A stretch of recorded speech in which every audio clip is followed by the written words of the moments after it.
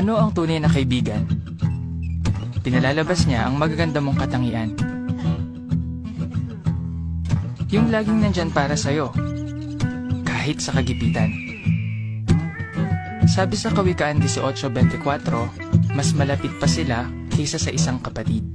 Yan ang tunay na kaibigan. Mahirap makakita ng ganyang kaibigan.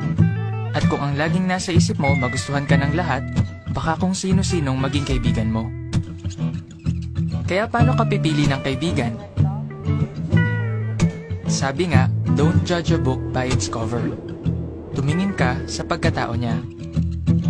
Yung mapagkakatiwalaan. Yung marunong magpatawad. Imbis na magalit, nililimot niya ang pagkakamali. Tandaan, di baling isa lang ang kaibigan mo, basta tunay, kaysa marami nga, fake naman. Para makakita ka ng tunay na kaibigan, kailangan mong maghanap. Baka magulat ka, nandyan lang pala sila. Kailangan lang maging bukas ang isip mo. Pero wag carbon copy mo lang ang pipiliin mo. Pwede mong maging kaibigan yung iba ang libangan o talent. Pwedeng mas matanda o mas bata kaysa sayo. Iba ang background o kultura.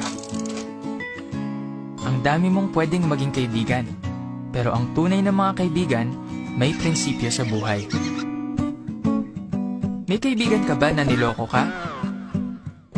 Ichinismis ka? O siniraan ka? Hindi niya dapat ginawa yun.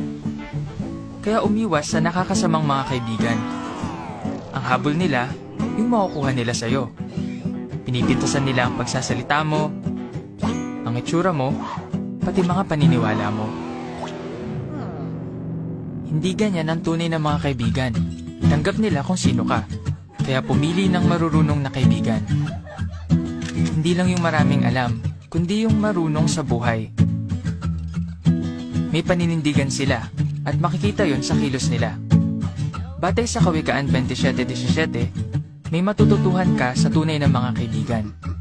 Tinutulungan ka nilang maging mas mabuting tao. Paano ka magkakaroon ng ganong kaibigan? Huwag mong asahan na sila ang unang makikipagkaibigan. Ikaw ang mauna. Gawin ang unang hakbang. Makipag-usap ka. Oops, kailangan mo nga magsalita. Pero hindi puro tungkol sa sarili mo. Tanungin mo sila. At makinig ka. Makinig na mabuti. Pakikinig ang isa sa pinakamagandang regalong maibibigay mo sa iyong kaibigan. Ano pang gagawin mo? Kailangan mong magsikap. Oo, magsikap. Magsikap ka para lumago ang pagkakaibigan nyo. Maging kaibigan na tapat. Hindi nagkikimkim ng galit. Hindi nang iiwan. Kahit sa kagipitan. Kung ganyan ka, lalago ang pagkakaibigan nyo.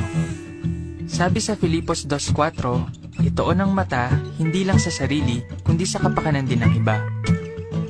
Ang pagpapakita ng interes sa iba, yan ang tunay na pagkakaibigan. Alam mo, marami ka pang makikilala. Nasa sayo kung sinong pipiliin mong mga kaibigan. Maging matalino sa pagpili. Pumili ng tunay na mga kaibigan.